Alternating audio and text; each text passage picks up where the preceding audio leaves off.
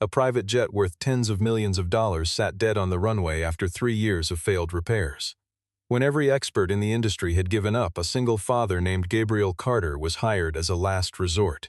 In just 10 days, he did what no one else could do. But the moment the jet roared back to life, the company's leadership tried to cheat him out of the payment they had promised. Gabriel said nothing. He simply walked away. 2 days later, the same jet died again, right in front of the richest investors in America. Stay until the very end to discover why only one quiet man could wake up a $40 million jet. Gabriel Carter lived a quiet life in a small town where nobody asked questions about his past, and that suited him fine. He had once been one of the finest aerospace engineers the military had ever trained, a man who understood machines the way other men understood their own heartbeat. After his wife passed away, something in him closed like a door that refused to open again, and he walked away from a career that could have made him famous. He spent his days fixing tractors, generators, and the occasional small aircraft engine for farmers who paid him in cash and gratitude. His son was the only thing that still made sense to him, and he built his whole life around getting that boy to school on time and putting dinner on the table.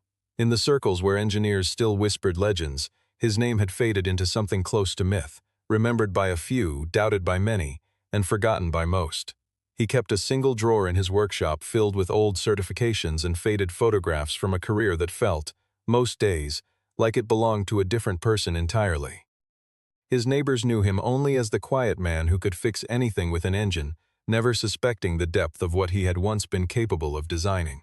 His son, still young enough to think every father spent his evenings covered in grease, never once questioned why other families seemed to have more, because Gabriel made sure he never felt the absence of it.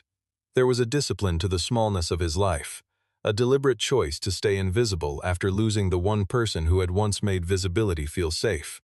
Across the country, Harrison Aerospace was unraveling in full public view. Their flagship prototype, a private jet meant to redefine luxury air travel, had failed test after test for 3 straight years. Charlotte Harrison, the company's chief executive, felt the weight of every investor phone call landing on her shoulders like a physical blow, and some nights she stayed alone in her office long after the building had emptied, staring at projections that refused to improve no matter how many times she rearranged them.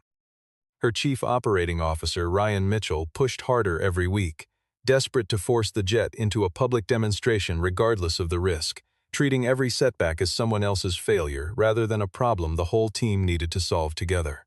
Hundreds of engineers had rotated through the project, each one leaving more confused than the last. The company's reputation and Charlotte's career were balanced on the edge of a runway that refused to let anything take off. The aircraft at the center of the crisis carried a name that had started to feel like a curse inside the company. Falcon X had consumed more than $60 million in research, testing, and redesigns, and it still could not be trusted to start twice in a row.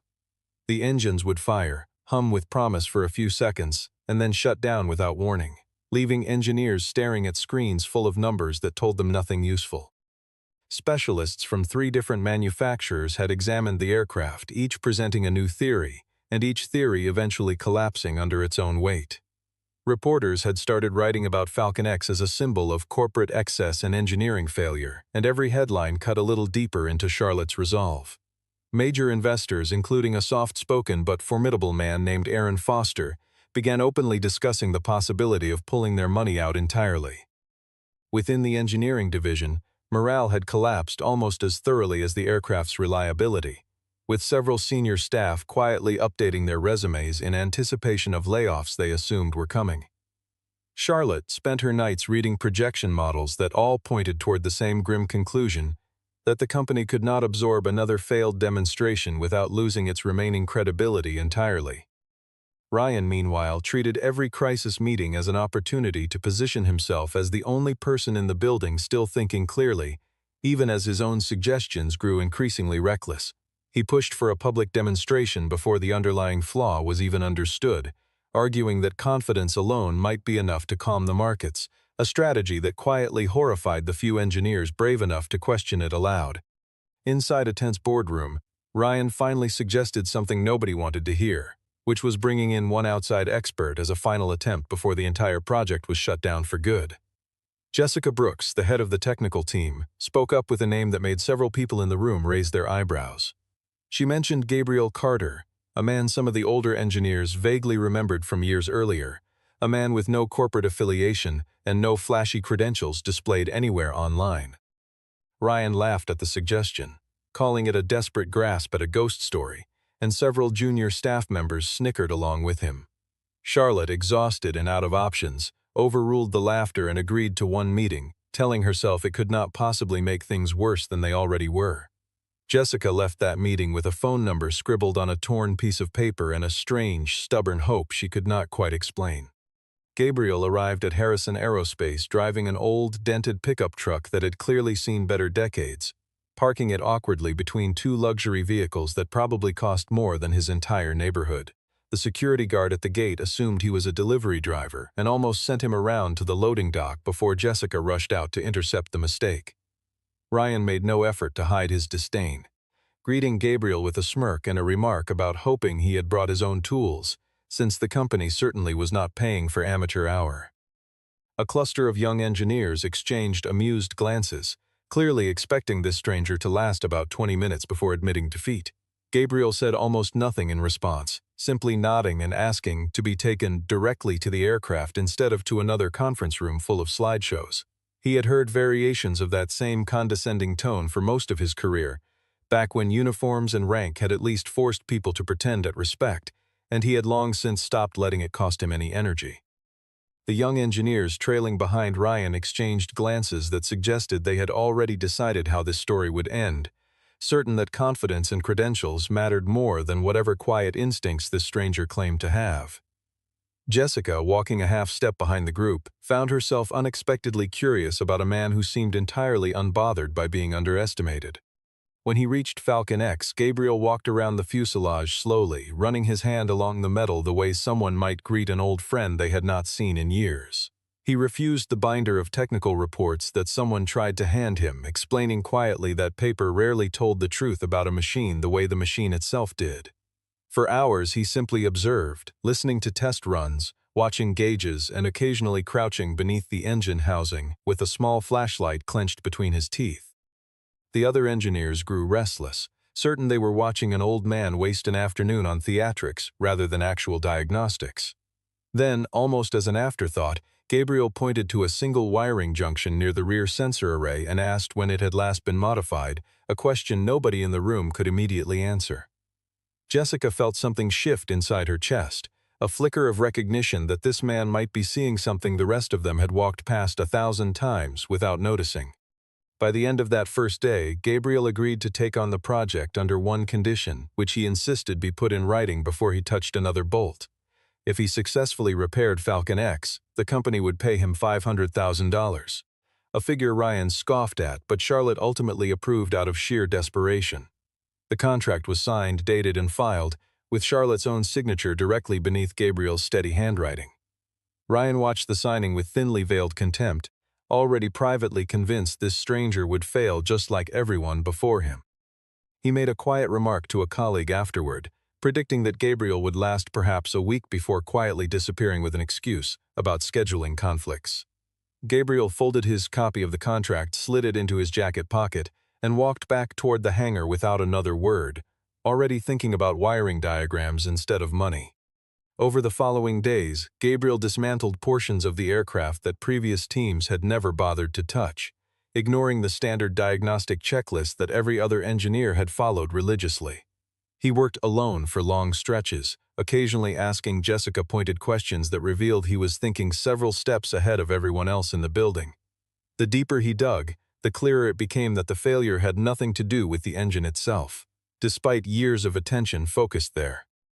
Instead, he traced the problem to a chain of sensors that had been miscalibrated against each other during an early design revision, each one compensating for the other's errors in a way that masked the true issue. A single, almost invisible adjustment made years earlier had quietly rippled through every system downstream, creating a cascade of false readings that no one had ever connected back to its source.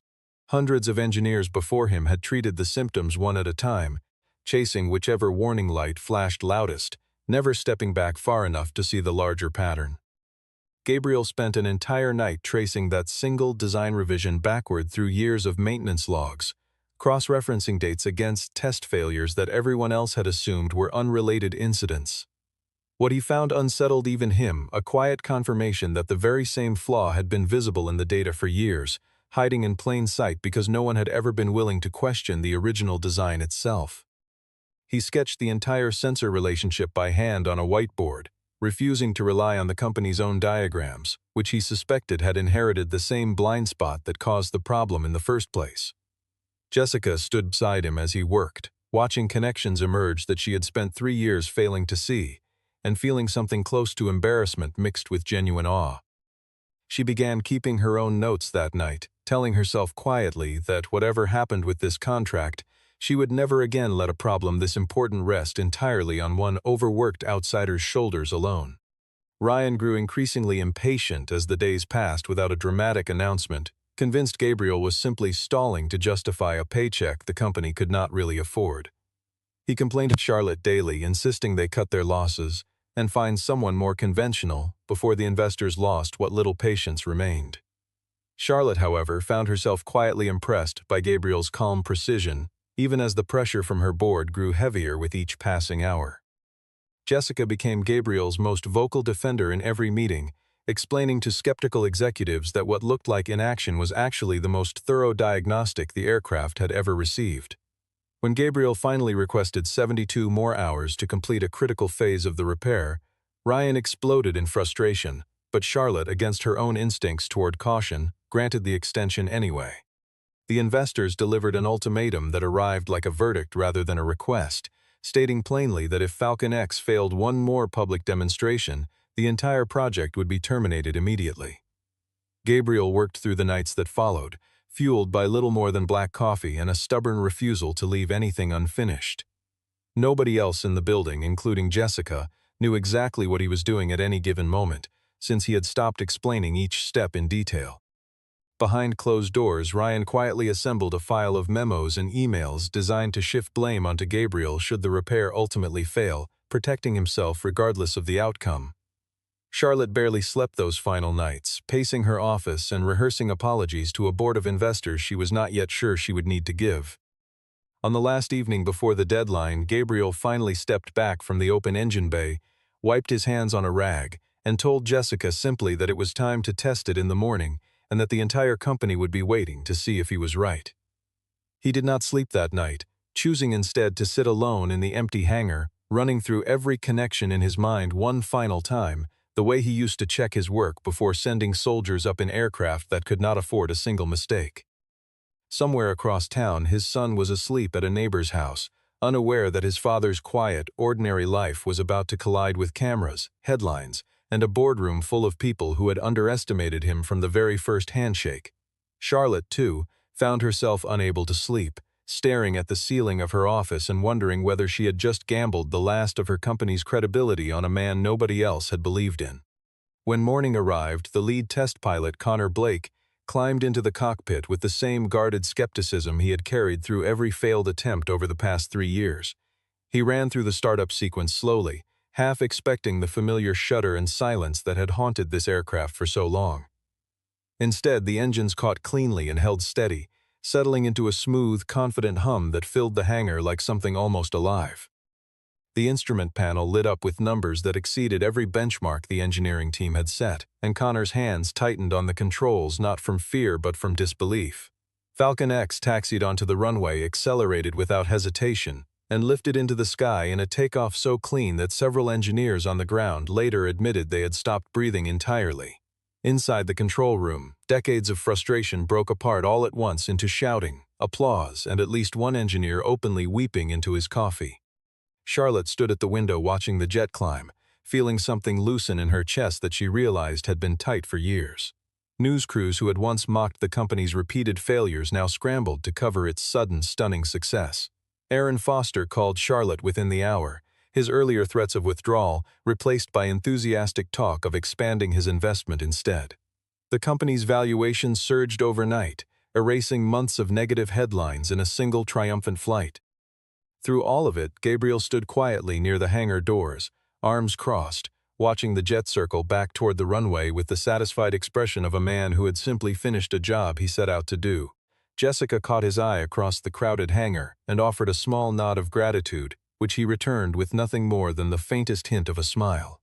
Connor, once skeptical of everything about this stranger, found himself shaking Gabriel's hand on the tarmac, admitting that he had never felt an aircraft handle so smoothly in his entire career. He had no interest in the cameras gathering nearby, and he slipped away before anyone thought to ask him for a statement. In the days that followed, Gabriel submitted his final report, documented every change he had made, and waited for the payment that had been promised to him in writing. Instead of a check, he received a summons to a closed-door meeting that included Ryan, 2 company lawyers, and notably, no invitation for Jessica to attend. Ryan opened the meeting by announcing, with a tight, practiced smile, that the credit for the repair belonged to the in-house engineering team, and that Gabriel's role had merely been consultative in nature. He suggested, almost as an afterthought, that perhaps a token payment would be more appropriate than the figure originally agreed upon. The legal department had already begun searching for language that might quietly invalidate portions of the contract, citing vague clauses about scope and deliverables that nobody had mentioned before. Charlotte, worn down by board pressure and persuaded by Ryan's relentless framing, allowed herself to believe that paying the full amount might not be necessary after all. When the paperwork arrived offering Gabriel a small fraction of what he had been promised, he read it once, set it down on the table, and said nothing for a long moment. He did not raise his voice, did not threaten legal action, and did not argue the point even once, which somehow unsettled the lawyers more than an outburst would have. He simply stood, gathered the small toolbox he had brought from home, and walked out of the building without signing a single page they placed in front of him. Jessica found out about the meeting only afterward, and the anger that rose in her surprised even herself, though she said nothing to Ryan directly. Gabriel drove home that evening the same way he had arrived, in his old pickup truck, saying very little to his son beyond the fact that the job was finished. He sat at his kitchen table that night with the unsigned papers still folded in his jacket pocket, thinking less about the money he had lost, and more about how easily people in expensive suits could rewrite the truth once it became inconvenient for them. He thought, too, about the engineers he had spent days centering, wondering whether any of them would remember what he had actually taught them once the cameras and applause faded away.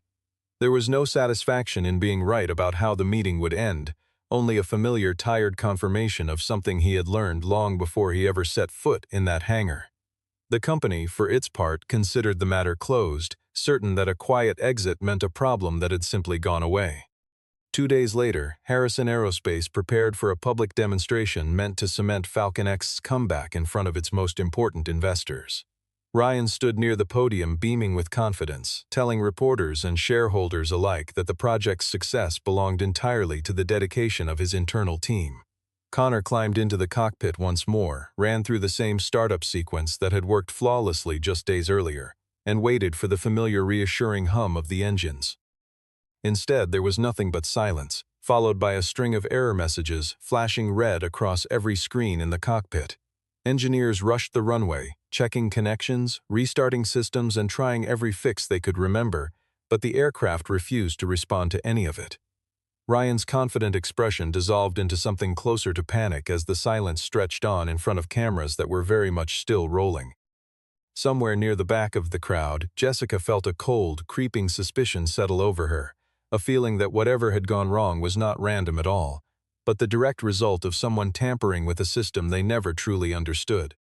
The investors who had gathered to celebrate a triumph instead witnessed a complete and humiliating collapse, murmuring among themselves as the minutes ticked past without explanation. Reporters who had been preparing celebratory headlines hours earlier now scrambled to capture footage of the unraveling crisis instead. By the time markets opened the next morning, news of the failed demonstration had already sent the company's stock price tumbling sharply downward. Aaron Foster demanded answers directly from Charlotte, his patience from days earlier replaced by a cold, pointed skepticism that cut through every excuse offered to him. Ryan, cornered by furious investors, began blaming the engineering team, the manufacturing partners, and eventually even the weather, anything that might deflect attention from himself.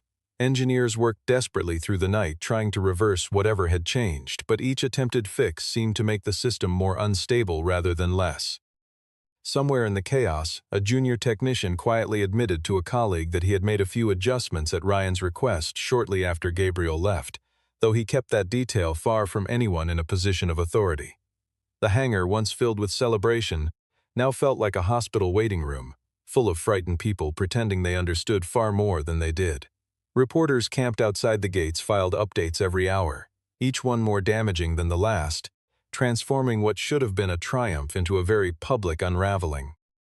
Charlotte fielded calls from board members demanding immediate answers she did not have, each conversation chipping away at whatever confidence remained in her leadership. Charlotte, increasingly desperate, ordered her staff to find Gabriel immediately and bring him back regardless of cost or pride. Calls to his phone went unanswered, and messages left with mutual contacts produced no response of any kind. He had quietly stepped back from every line of contact that might reach him, disappearing as completely and deliberately as he had once disappeared from the engineering world years earlier.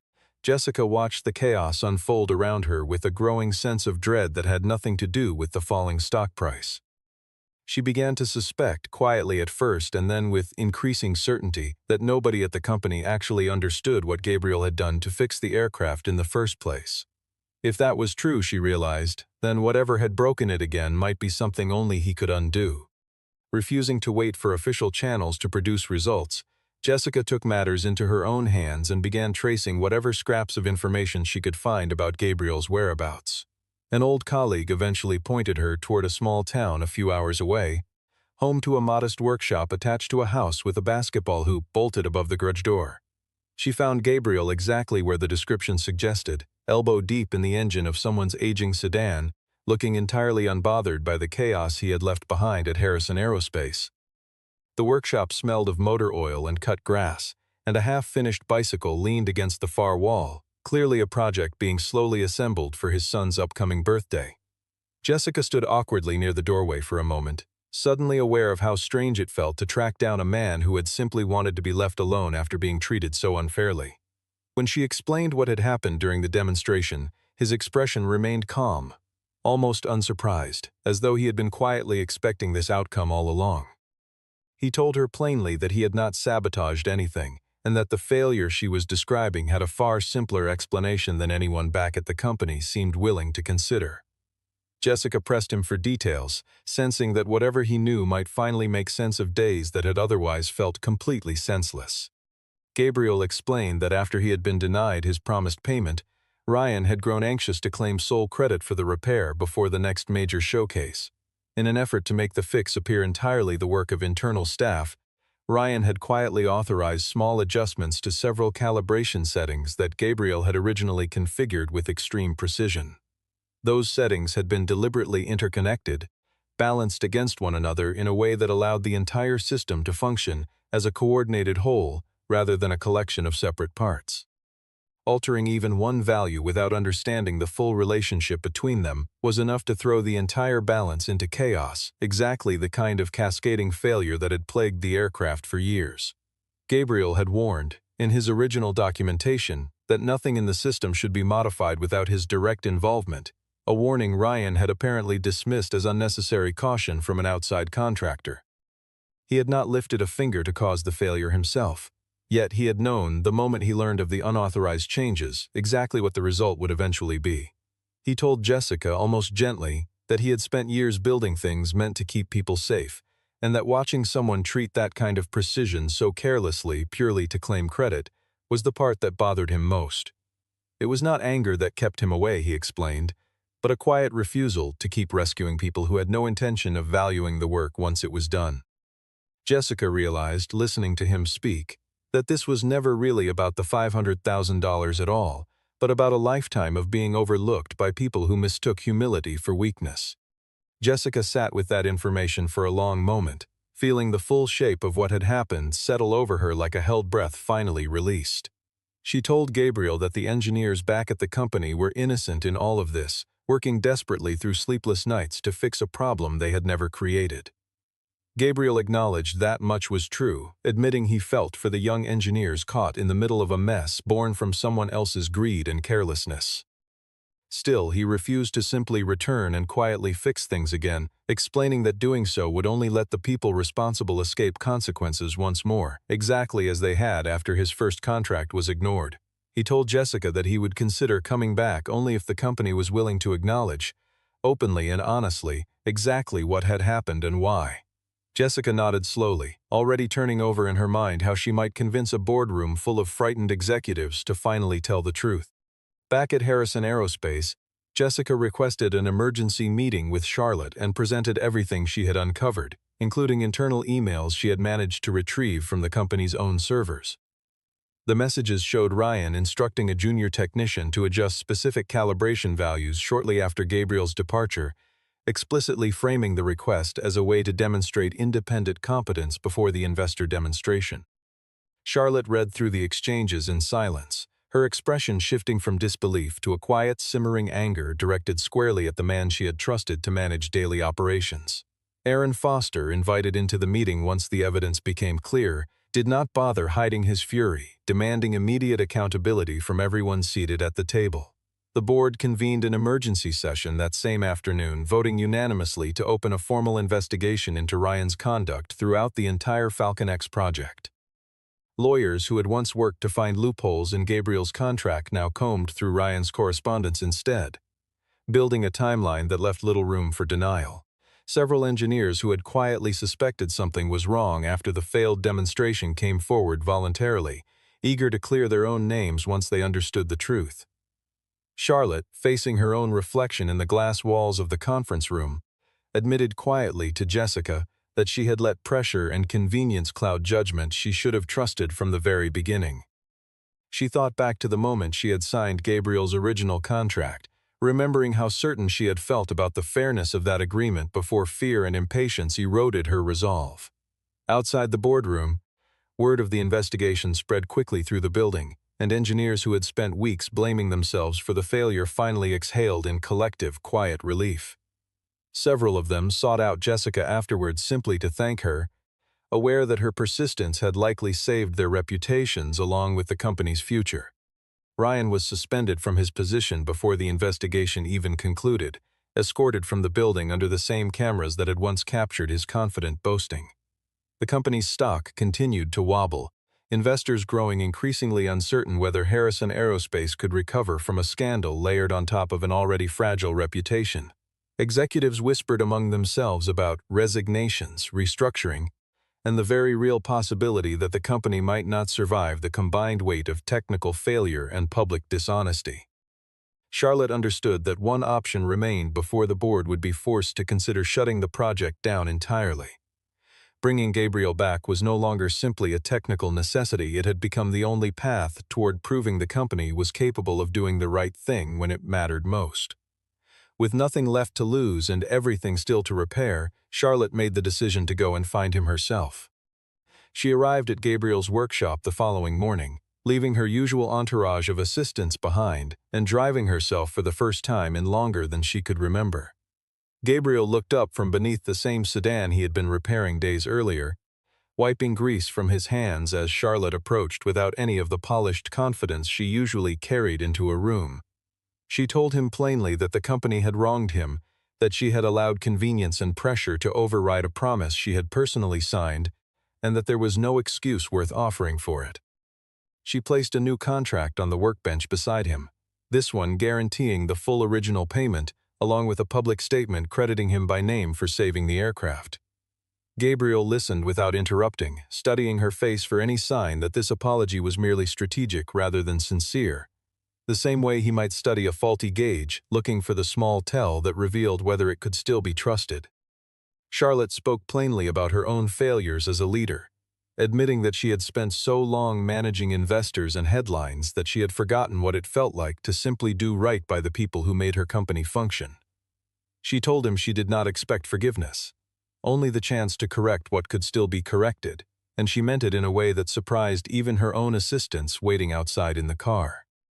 When she finished speaking, he asked her one simple question, wanting to know whether the young engineers who had worked through sleepless nights would be protected from any further blame in the matter. Charlotte assured him they would, explaining that the investigation had already cleared the engineering team of any responsibility for the failure, placing it squarely where it belonged. Gabriel considered her words carefully, thinking less about the money on the table and more about Jessica, Connor, and the dozens of other engineers who had believed in the project even when leadership had not believed in fairness. He told Charlotte that he would return, not because the company deserved a second chance, but because the people who actually built these machines with their hands deserved one.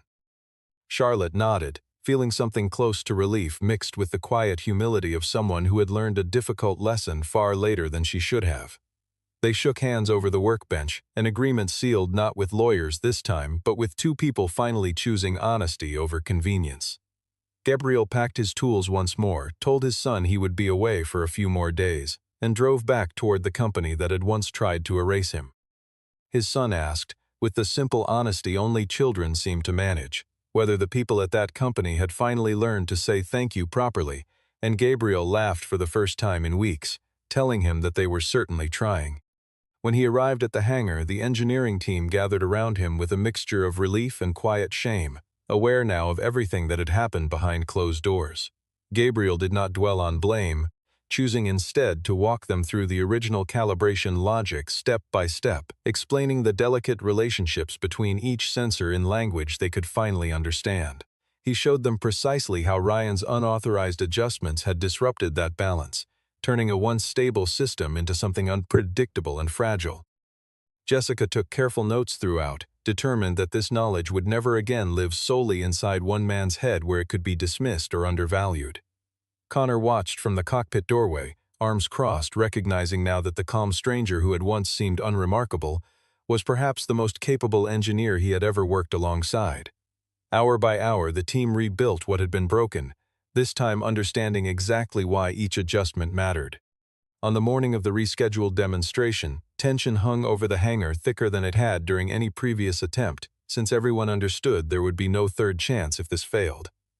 Connor climbed into the cockpit once more, glancing back toward Gabriel standing near the open hangar doors for a small, steady nod of reassurance.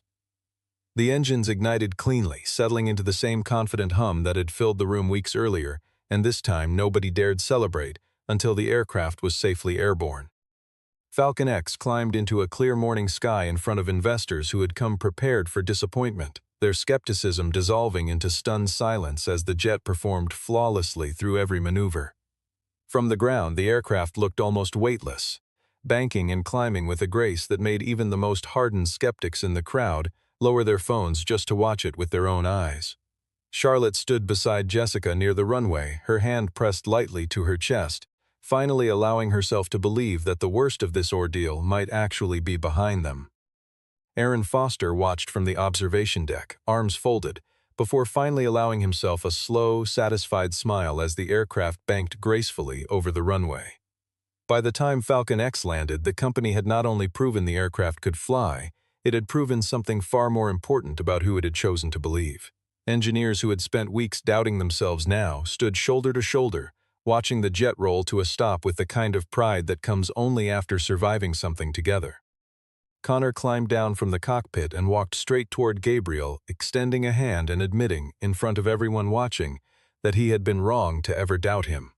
Jessica felt tears she had not expected rising in her eyes, not from relief alone, but from the quiet satisfaction of watching truth finally outweigh convenience inside a company she still believed in. Aaron Foster wasted no time announcing a renewed, long-term investment commitment, citing not just the aircraft's performance but the company's willingness to admit and correct its own mistakes. Charlotte stood before the assembled investors and reporters and did something Ryan had refused to do months earlier, crediting Gabriel Carter by name as the engineer who had truly saved Falcon X.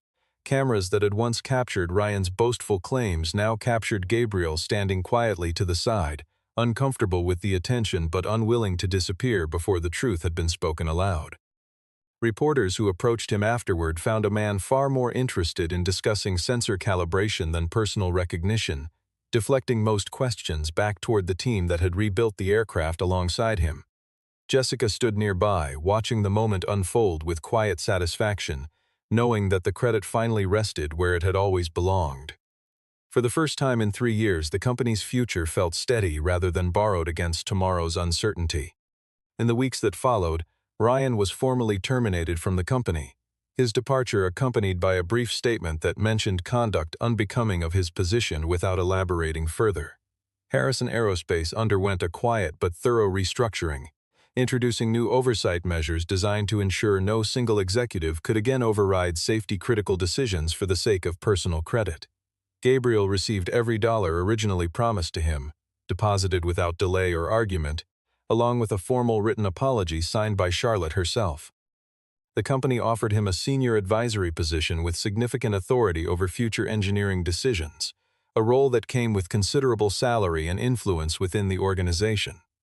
Gabriel declined the title, explaining that he had no interest in boardrooms, budgets, or managing other people's careers, however generous the offer might be.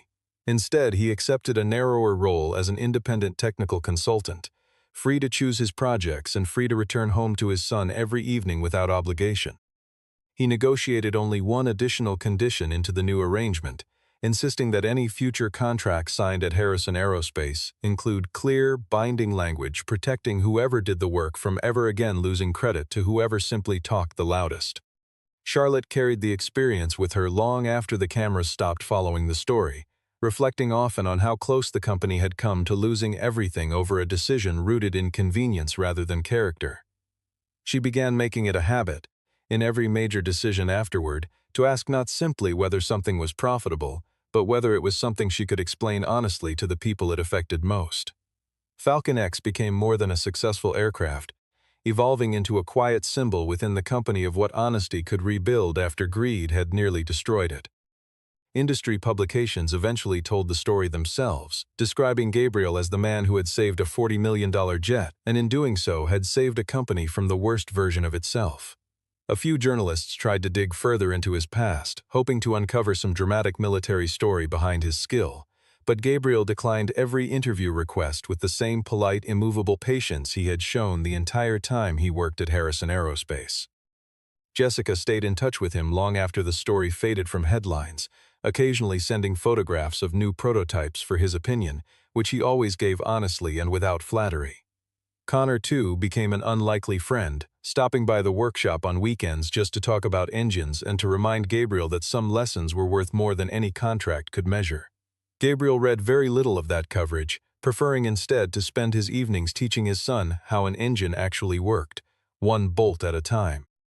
His reputation, once nearly forgotten, returned to him not through headlines or applause, but through the simple, undeniable proof of his own integrity and skill, exactly the way he would have wanted it.